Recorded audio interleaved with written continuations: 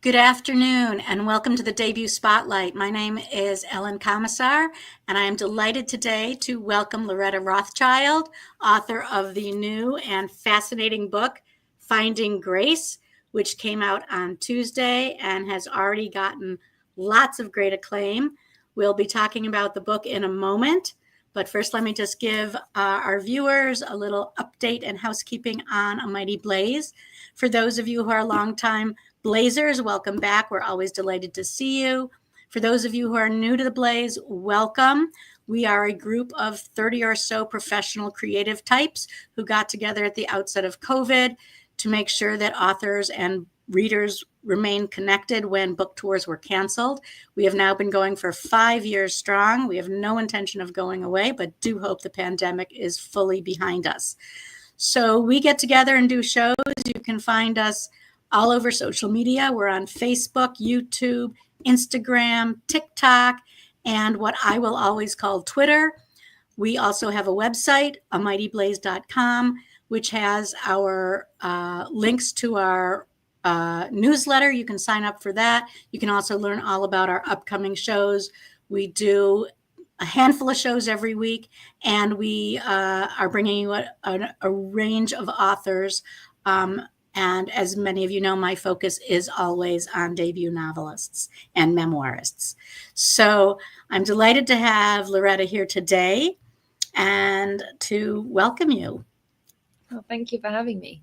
Well, I'm very excited to talk about your book, and this is going to be a different kind of book discussion, and for our viewers, and you'll understand why in a few minutes.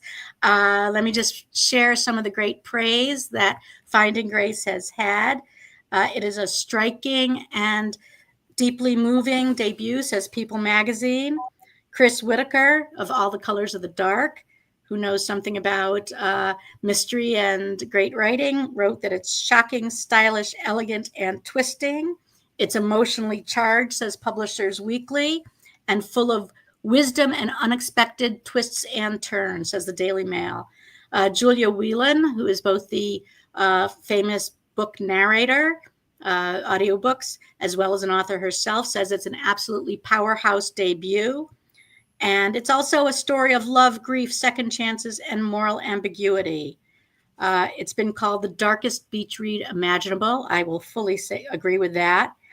And it's got a great pacing to it.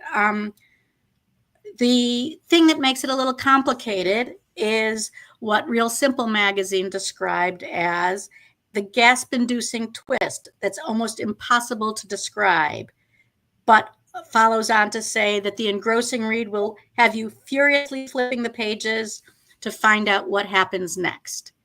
And so neither Loretta nor I want to give away what happens, but we do want to talk about the book because it's just a great read. And I think anyone who has followed my show over the past couple of years knows that when I say it's a great read, I truly believe it. And people who followed my advice are rarely disappointed. So thank you, Loretta, for joining us, and congratulations on this great debut. Thank you. No, it's wonderful to be here. Thank you. So Loretta Rothschild is originally from London. She currently splits her time between the UK and Italy. She lives with her husband, Nat, and their young son and their beloved dogs. And Finding Grace, which came out Tuesday, is her debut novel. So the book has a lot to speak about, but as we said, we're not going to speak too much about it. We're going to speak about some of the character relationships, some of the broad themes, but fortunately for the readers of this book, and unfortunately perhaps for the viewers of this show, we're not going to talk about plot. And for anyone who's looked at some of the reviews, you'll find that most of the reviewers are in the same boat. They just say, read that first chapter. Can you tell us about where that first chapter takes place and how it sets up the story going forward? Yeah, the book opens in Paris and shortly returns back to London. But the kind of introduction to the narrator and the protagonist of the book is all within those first 10 pages. And a lot happens in that opening chapter. So it's always my when anyone ever asks what this book is about, I just say, just give me 10 pages. And if you don't want to read on, then it's not for you. And if you do, then I don't have to say anymore. So it's exciting that I can say to people to just try the first chapter, really. Just try it. Yeah. Yes. And you can, if you want, find a preview of the book on certain large booksellers whose names we won't mention, but it is there. And I would venture that very few people will read that preview and say, oh, no, not for me. Because what we get is a very propulsive, buckle up ride that is filled with all sorts of things: tension, love, friendship. And one of the things that's interesting is you do talk about, there's a narrator of the book, and there's sort of two timelines. And one is sort of the what's happening after the first chapter, and then what has happened prior to the first chapter, and stepping back into the relationship between the narrator and the protagonist and all the people they have around them. Was that complicated to write, to keep sort of the backstory and the forward motion story moving at equal paces? No, it wasn't difficult. It was actually really quite enjoyable, because within those so the two timelines, one is the narrator's memoir that we don't know is a memoir until a little way into the book, but she's a writer and she's writing this book, and we're also living in the present time, and she is very opinionated and a very, very sort of witty writer. So she was very fun to write in both stages of, in the 2000s and in the 90s. And, so it was quite fun to cover both, because she has a lot to say. And it really is nice for me to get to know the character and to go back and to, I'm very, very thorough. I really get to know every single character I create, and I know everything about Honor, absolutely everything, not just because she lived in my head for, nearly a decade, but I also spent all that time with her on the page, and that really makes a difference, and I think makes her a lot more three-dimensional. Mm-hmm. A lot of writers do sort of a character study before they write, or as they start to imagine who this person is. Did you do that for any of your characters? And if so, did those character studies hold true, or did they morph over time? I think they all evolved, but I definitely, I'm a very, I love craft. I love every excuse to dissect something, a plot, a character, a voice. So for me, it was all just sort of fun things to do with the people that were in my head. But Honor really led the way, and the people that popped up around her were the kind of life she told me she was having. It wasn't sort of strategic or set out, but these people, she has a very close group of friends, and it was very clear to me who her allies were and who wasn't. So I wouldn't so much say a character study, but I definitely spent a lot of time with her in my head, but also, I wrote diary entries for her, knowing they would never see the light of day. I wrote letters sometimes. If I was a bit stuck, I would write letters to her. She would write letters to me, and just kind of take her out of the story, because sometimes I would find something really interesting just by kind of taking her out of the current moment I was in with her. Is that technique, this idea of writing a letter back and forth to your character, is that something you learned studying or from other authors? What was the impetus for that? I don't remember exactly where I learned that, but I spend a lot of time with other writers, and I am really lucky to have, a lot of mentors, and, they've read a lot more books than me, and can kind of point me in the right direction if I'm stuck, or but people, authors are so generous, and writers are so generous. They'll give you some of the best tips you'll ever. I'm actually meeting up with. I'm going on Instagram with Julia Whalen after this, and oh, nice. I've been in, classes of hers, and she's an extraordinary teacher. And I love learning about writing. It's the thing I want to talk about all the time. So yeah, it's definitely, I just want to learn about it forever. And I don't think you can ever sort of stop learning about it. No, that's why we have to stay true to the craft. Now, in terms of craft, one of the things that I really liked about the book was both the pacing and the unveiling of secrets. Mm-hmm. The reader early on can sort of see where things are heading and doesn't really know how it's going to happen, but has a good sense that the incident of the first chapter and the choice of narrator as the plot develops is going to lead to a big explosion of some sort. Between characters who love each other and this sort of and that, when I say characters, not just the romantic characters, but all of the people who are in Honor's circle. Did you know where it was going at where that collision was happening, or did it sort of? Yeah. So you knew at the start. Oh yeah, that was one of the first things I knew. I knew it would be the first chapter. But then beyond that, this idea that the reader has to know more than the characters. But I had no idea as I was reading, for example, where the explosion was going to really take place in terms of what happens later in the book. This collision of what the reader knows and what the characters don't necessarily know.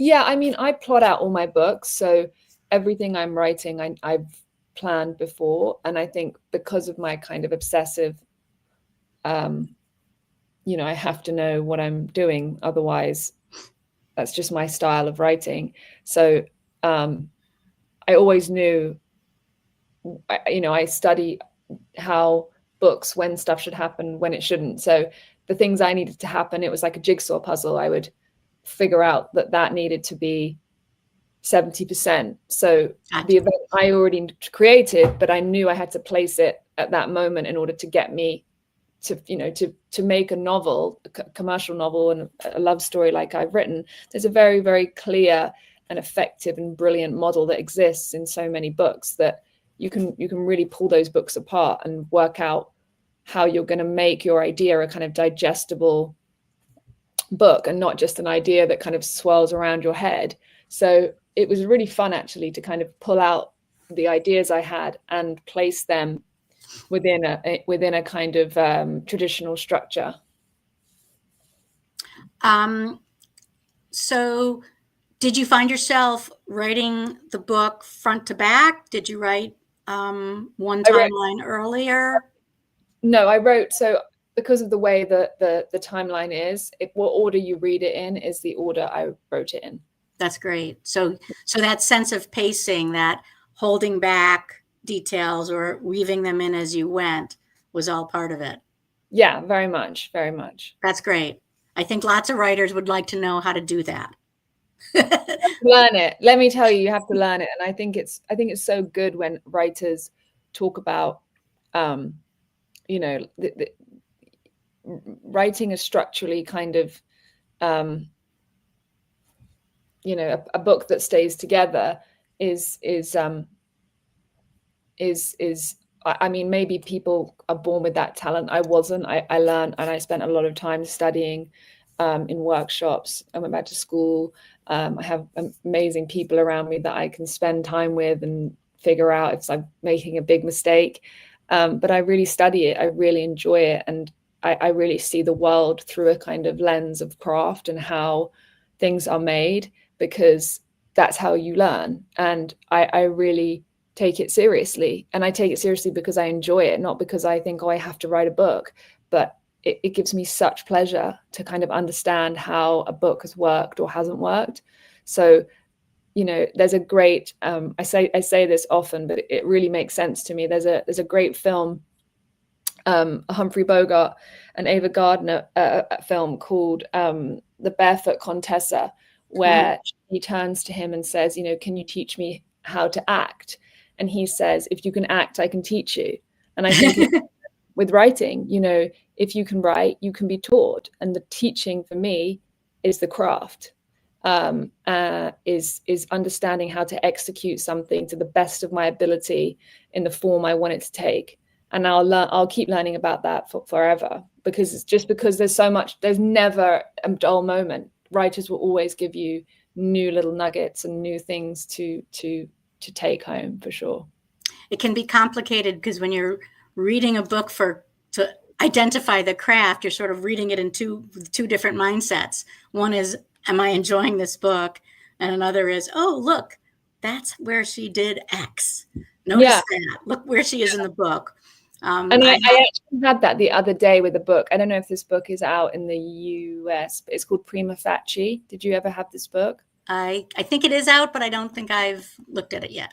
And I was sitting with, and I won't say what happens, but I was sitting with a friend of mine who said, you've got to read this book, you've got to read this book. And it was when I was really in the kind of like Finding Grace wasn't finished yet, and I was reading it. It was nearly finished, but it was, you know, still very much, I was still very much writing it. And I said, I know exactly what's going to happen at page blah, blah, blah, blah. And he said, oh, you're so annoying. I've never done. And I was right. I was so happy. I was like literally on the page. I did that with two different books way back when. I remember Sophie's Choice being halfway through and just going, Mom, I got it. And she's like, no, you don't. I'm like, I do. And it's annoying. It's annoying, but wonderful. It is both. So for those of you who are just joining us, I am talking to Loretta Rothschild, whose debut novel, Finding Grace, came out on Tuesday here and in the UK. Tell us a little bit about where else it's being published and what's going on with that. So it's in the UK as well, and a few other countries now, but I haven't quite signed that paperwork yet. So until that's done, I better not say anything. Okay. But yeah, it's moving along, and it's been an incredible reception. I feel extremely lucky and happy that people are reading it. It's an amazing thing. Well, it's an amazing book. So we did have a request from Robin, who is a longtime viewer, to ask if you could read the first couple sentences of your book, which will not give away the surprise, but will give you set the tone a little bit, because even the first sentence got me hooked. Oh, good. Okay.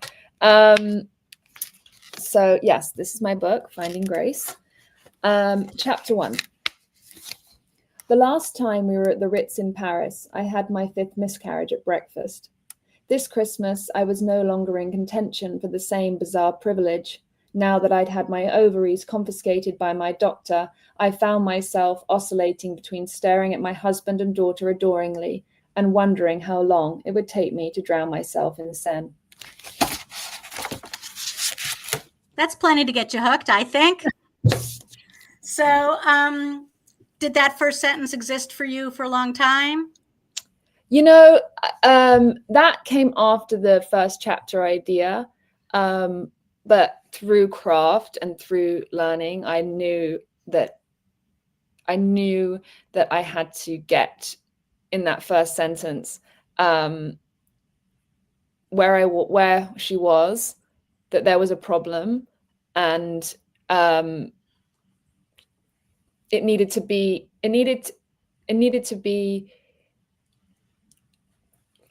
I wanted to say very, very quickly what this book was going to be like, and I was almost like a test for myself. How am I going to do this? It was like my baby elevator pitch. So it did, you know, I love writing things like that. I remember writing it, and I remember kind of beefing it up and going from a miscarriage to 5th miscarriage, because I thought, okay, how am I going to, I know this, how much more am I going to layer onto this? But it's a very honest sentence. It is. And you get a very good sense of who Honor is and her background and her sense of humor, and just all that she is starts right there. So you mentioned earlier that this took you 10 years. I had the idea 10 years ago, but I didn't start it until maybe, I always get this confused, but around 2018, maybe. Okay, pre-pandemic.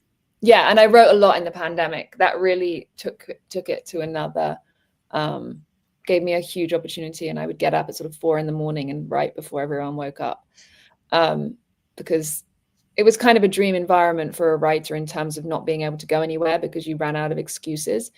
So it was sort of a blessing in disguise, I think, for writers. So one of the things we can talk about is that this book touches on lots of things. It talks, it focuses on longing and grief and love and friendship. Do you see it as primarily about one or the other of those? Or is it, I mean, it's very lifelike. I mean, there's not, it's super relatable on all of those fronts of people struggling and friendships morphing and what one friend knows and the other doesn't, things like that. I think, to go to your sort of, to the sort of the heart of your question, and I've learned anything from writing this book is that, grief and love are not worlds apart. They're co-pilots and they ride together. So one doesn't exist without the other. So why not just go drop yourself into those incredible emotions? I mean, they really drive character, because if you want to put your character in a dangerous scenario, just put them that they're falling in love. That if you look at your friends or your family when they're falling in love, I mean, you kind of see a person that it's an emotion that is so overwhelming, like grief, that you can't see the wood for the trees. So you're just sort of sitting there waiting, knowing that this feeling is not going to last forever in the love case. And you just want to enjoy every second of it, but it's dangerous because you're so vulnerable. And you also, infatuation is just, it's overwhelming. So I think that along the journey of writing this, I really learned that they are intertwined, and to sort of lean into both of them was why I think this book has had sort of some of the kind of very deep and meaningful reactions that it's had, because I don't try and dress up either one. I write about the danger around love, and I write about how terrifying grief is, but how it can then turn into a better understanding of oneself, and not in any way have any have any expectations of what journey that should be, or judging characters, because when you're in those scenarios, you're not yourself. You're in a totally different, especially in grief. You're in a deep well of grief in my character's case, and it's extremely frightening. So I was very protective of Tom, who is, I would say, the main kind of character in the book. I was very protective of him because I really felt like this character, because of what's happened to them in this book, is doing things he would never do. Right. So I felt very, very protective of him. It's interesting, and I think helpful from a craft standpoint, that there's the initial timeline and then you jump ahead 4 years later, I believe. And so there's sort of a chunk of Tom's development as a character and his dealing with what has happened 4 years prior, where we as the reader don't know either, like, how did he get there? But we know that he has, to a degree, evolved and grown and dealt with some of the initial emotions. One of the things that I found to be quite lovely is some of the relationships in the book that we can talk about. One of which is Tom's relationship with his mother-in-law, Colette, who is French and who finds herself arriving back into Tom's life, and is a very different character than what we have been led to believe, and that Tom has been led to believe. I mean, his initial interactions with her are quite different than what we end up with 3/4 through the book. Yeah, and I think that that's the beauty of writing, especially writing novels, is that sometimes in life you meet people and you just can't work out why they were unkind to you, or why they did something to you. In a book, you have to really show and tell why that has happened, and you can't get away with anything. So actually, one of the wonderful things about writing for me is that exploration of the why. And with Colette, it was particularly wonderful because she was able to kind of meet in the middle with another character who originally she had nothing in common with, to then becoming extremely close with the character because all they had in common was everything. So it was a really fun, in a fun in the sense that it was so nice to bring that character into a different world and see her through the eyes of the narrator, who was very emotionally attached to her, obviously, and see how one can forgive with a little bit more information and a little bit more wisdom under their own belt. And I think that's a very, I always think about that with writing. And if someone's, if you're in a queue in a shop and someone barges into you and doesn't say sorry, and you think, gosh, they were so rude, you're never going to know why they barged into you and didn't say sorry. But if you write that in a novel, you're going to have to explain that. Otherwise, it shouldn't be there.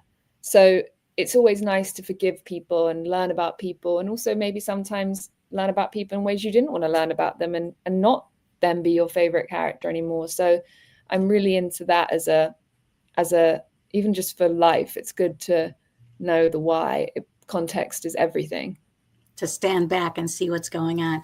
So we are talking about Finding Grace, and Loretta I'd love for you to talk a little bit about this cover and show us the original art, which you have. Yes. And also to talk about the UK cover. So, yes.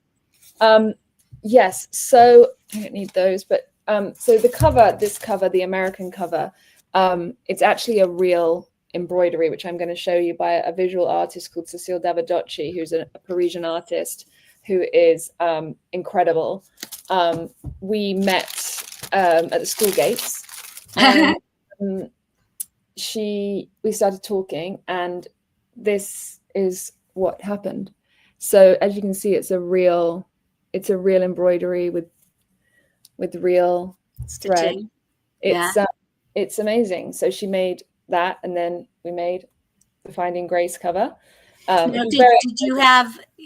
So she made this cover. Was this based on your idea of what the cover should look like, or did the publisher have an idea? I did it with my publisher. We all kind of came up with ideas, and it was very much a team effort. But it was that image that I had seen of one of her do of a similar picture. She had done.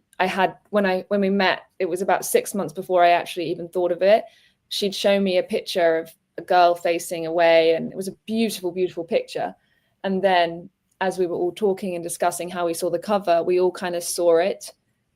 And because, what's so wonderful about this is it's sort of the perfect metaphor for my book, which is these two women's lives kind of intertwining. And, these are irrevocably intertwined, because you don't have one without the other. And I love that kind of past loves, new loves, all kind of braided together. And it's such a magical thing. And it was so perfect for this book because of that. And it's nice to have a relationship with the artist as well. Yeah, she's extraordinary. She's very, very, very bright and patient and wonderful. And she totally knew, she's an artist. She knew I had something in mind, and she was very patient, and she knew we were doing something. And she was just tremendous. And I just love her work anyway. So now I've got an excuse to go shopping. Exactly. Well, hopefully she will get a lot of sales as well from this book, because it's a very striking cover. Now, it wasn't, however, chosen for the UK cover. They did something different. We have a similar style in terms of obviously the imagery and two faces and blue eyes. But yeah, it's bright and blue, and it's really fun having two covers, I have to say. And yeah, same but different. I was just on the phone on a Zoom last night with Virginia Evans, who wrote The Correspondent, who was a guest a couple months ago. And she held up a piece of art that a friend of hers had done, a painting that's going to be on one of the international covers, that Wow. she just said, "Oh, this looks nice," and sent it in. And the publisher was, "Sure, we'll take that one." Yeah. So Oh, it's always nice when you get to do something like that. And yeah, to share the joy. yeah, it's really you realize what a sort of biblical team effort a book is once you get to the end of one. You think, oh my gosh, it's a great fun. Right. So I read in a profile that you always were thinking about characters and storytelling, and that school wasn't your real forte. How did you make that transformation? What part of you said, "Oh, the stories that are in my head belong on paper, and despite my struggles with school, I'm going to get there"? I think I think storytellers are always in their own head, which is sometimes tough when you're trying to learn a load of subjects that are not holding your attention. I wanted to make up stories and write stories, and I wanted to do it all the time. So it never worried me. I just thought that this was what I thought everyone was living like that. So I didn't ever think, oh, I'm not sort of good at this. I now realize I was probably a teacher's worst nightmare because I didn't concentrate at all. But actually kind of doing something you love, is none of my job. I don't feel like I have a job. I feel like I'm just get to do what I want to do all day, which is be with my family and write books. So I think I'm probably the nerdiest of all my friends. Now, I'm the one who's got 6 books in the bag, and I'm the one with all the pads and the questions and the curiosity. Like, not that they don't, but I am the one who's like, let's go and do this sort of very niche writing course in Scotland. And they're like, I'm not going to Scotland. And I'm like, go now. So, I think as well, like, I was diagnosed with dyslexia at school, and I think that was wonderful, but we didn't know about dyslexia the way we do now. So the way I'm able to kind of digest information and I understand about it, I think it's a lot easier to kind of deal with now. And I really think I've trained myself to yes, it takes me longer sometimes to read a book than somebody else, but I'm also, just reading it at my pace. And I think that as you kind of go along life, you just figure out, that you stop comparing yourself like you do at school. You just crack on and you just have to do things your way. And so that's kind of what I learned was, I'm going to write this book. And it was never, ever a consideration to me that I wouldn't write it. It was obviously, I never knew if it was going to see the light of day, but I knew I was going to do it. My husband I think my husband thought I had no idea I had married this sort of obsessive, determined woman. I think he probably thought, oh no, because that's my way. My mom and sister are not at all surprised that I have a book. They're not. They're like, oh yeah, that makes sense. Well, there's the desire and the stories in your head, and then there's the flip side, which is the dedication to sit down daily, to get up early, to face your computer when you're not sure what to do. And I really like this idea because I struggle with that myself. I can think of every excuse, including, oh, I have another book to read. I'll just sit down and read that book because that's going to be easier to do. And I'll pretend that I'm going to learn something from reading that'll affect me and help me write later. But I think that's the hard part, to get from that dreamy, imaginative child to the butt in the chair, hands on the keyboard kind of writing. Yeah, no, absolutely. It's very, very, yeah, it's great. Did you have to trick yourself to do that? Like give yourself rewards and stickers at the end of the day? No, I just couldn't. I sometimes would think, I'm so annoyed I have to go to sleep.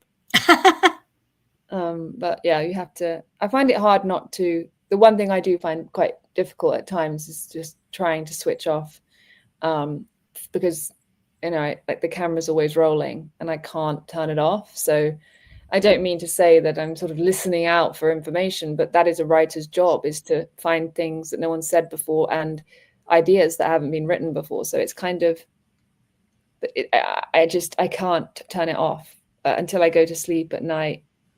That's it. It happens all day.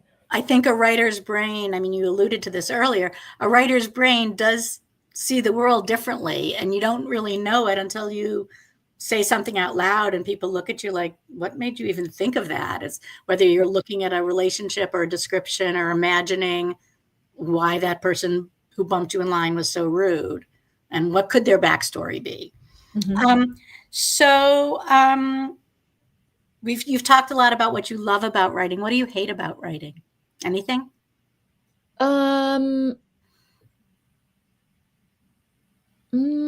I don't hate anything about it. I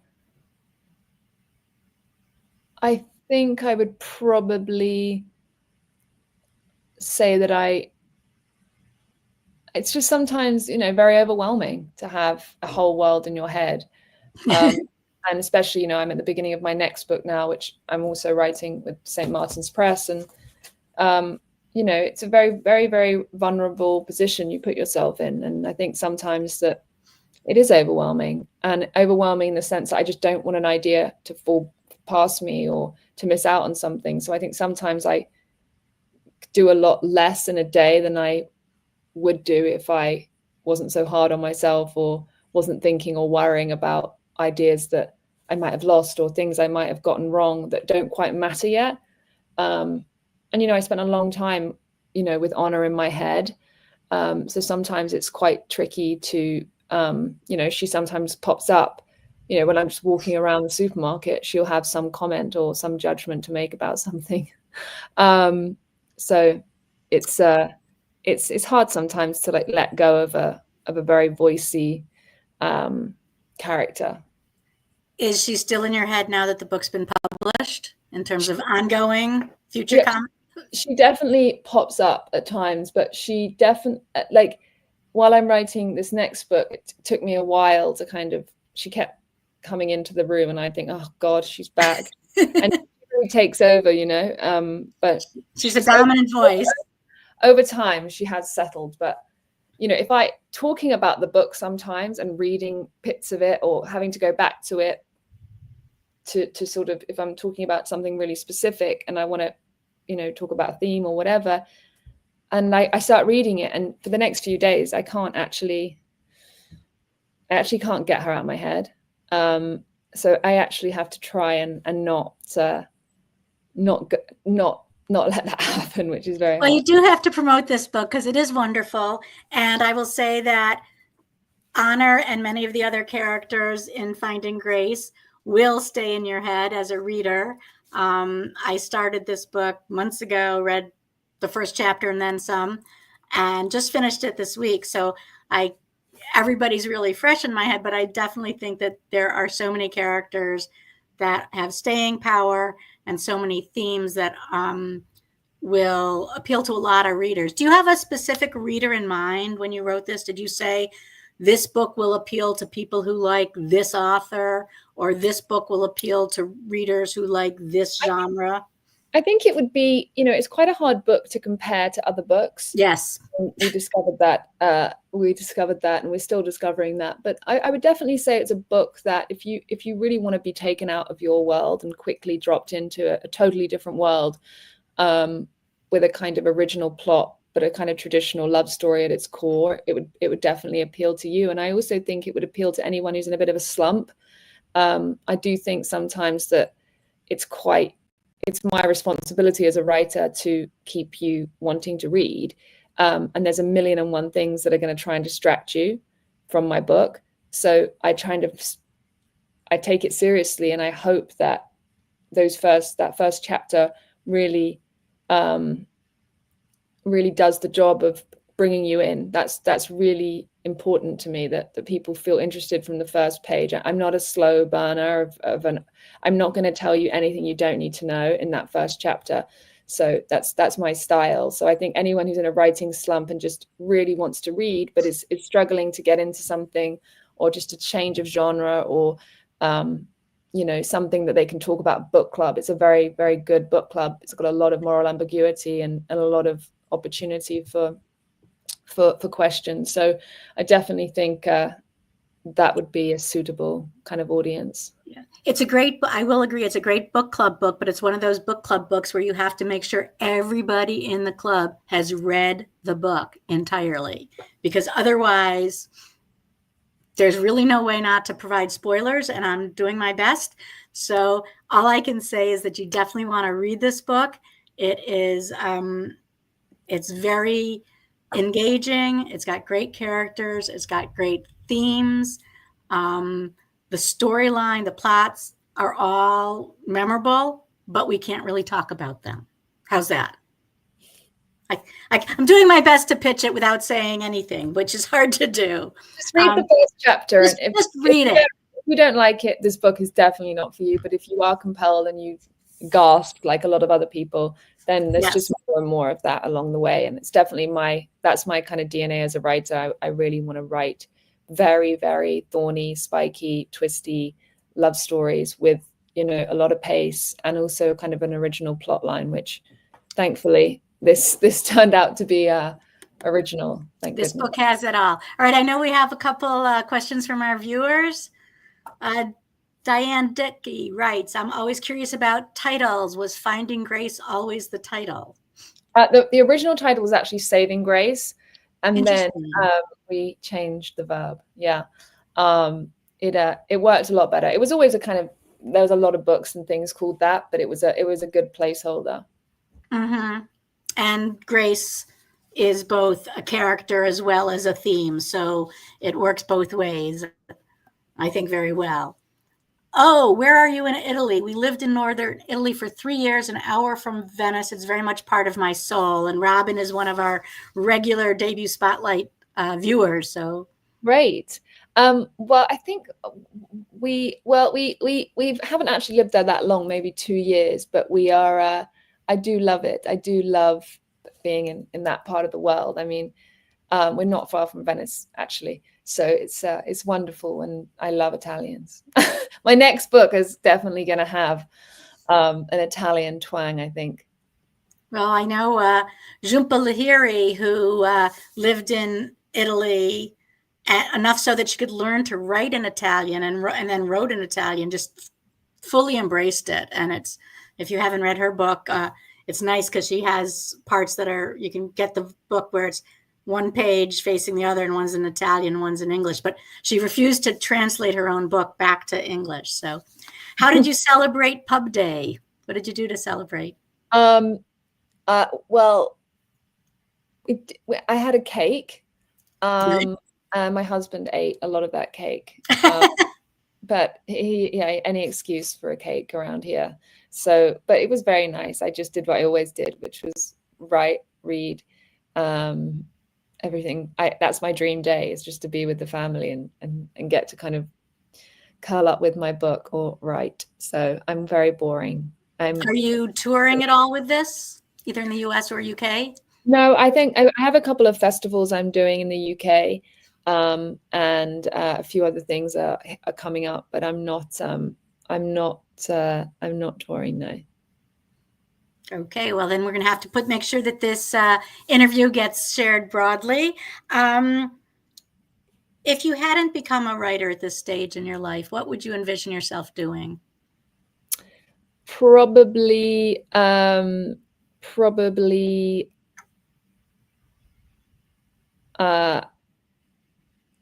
it would be something creative. I would probably make films. That would be my. Mm-hmm. But it would always be storytelling in one way or another. There's no other job for me. Mm-hmm. Has there been any interest in this yet from the movie world? Yes, there has been. Yeah. Oh, that's exciting. I'm sure we can't talk about it yet, but we wish you luck, and we can imagine some of the people who might be cast. Yes. Which is always a fun game. In terms of what you're reading and who inspires you, what writers are inspiring you lately? What can you recommend to our viewers? I'm really enjoying Aftertaste. That's a great book. Oh, yeah, I'm getting into that now. And Daria Lavelle. yes, exactly. We had her on the show a few months ago as well. Yeah, no, she's fantastic. I think she's a great writer. And I'm actually reading an author at the moment who I really like. And she's sort of incredibly sort of not famous, considering that she should be. And I think it's because of her name. Her name's Elizabeth Taylor, which is a tough lead to follow. 20th century writer, and she's got a great voice. So I'm reading her book. I think it's called something at the Harbor. I just started it today. Mm-hmm. And I read her other novels and they were great. And I actually read The Sirens recently, which I loved. And I'd never read a book by Amelia Hart before. And that was great. That was really great. Mm-hmm. And aside from Julia Whelan, who are the contemporary writers that you are not collaborating with, but learning with and talking with about craft and the publishing world and things like that? Well, I'm part of a great writing workshop, which I get into as much as I can. So there's some great writers in there who are going to go out with their books soon. And yeah, I'm definitely going to keep reading. I mean, I'm very lucky to have such incredible company in the contemporary book world. So I'm always open to suggestions. Yeah. Okay, great. Any other questions from our viewers? Can you talk about what you're working on now? Not in detail, but I am writing another book, which is also with St. Martin's Press, and it's in the same vein. It's a totally different story, but it's very much my style. It's got some twists and turns, but at the heart of it, it's a love story, a modern love story. And I can't say any. It's too nerve-wracking to talk about. I can't talk about it. That's all right. Well, we will all be looking forward to it. It's been a delight to speak with you. This is Loretta Rothschild, author of Finding Grace, which came out on Tuesday. It's a book that is wonderful, but also complicated to talk about. Once you've read a few chapters, you will understand why. So this has been a spoiler-free show, I hope, but one that will intrigue you and get you to bookshop.org or your favorite indie bookseller. Buy this book, read it with a friend so that you can talk about it, because otherwise you'll just have to think about it intensely for quite some time. Yeah, so people really like reading it with other people. That's a great tip. Yeah, I think that would be a great idea. So thank you again, Loretta. I just want to encourage our viewers to please follow us on all the social media, sign up for our newsletter at amightyblaze.com. I will be back August 7th at 2 p.m. Eastern, when my guest will be Lauren McQuiston, whose memoir, No Lost Causes Club, is a raw and inspiring exploration of her own alcoholism, as well as a modern and compassionate guide to recovery. Very different book. It's memoir, which I also like to do, but very truthful, as is Finding Grace, and I think our readers will find it quite relatable. So that'll be August 7th at 2 p.m. Eastern. Until then, keep reading. And thank you very much, Loretta. Thank you for having me.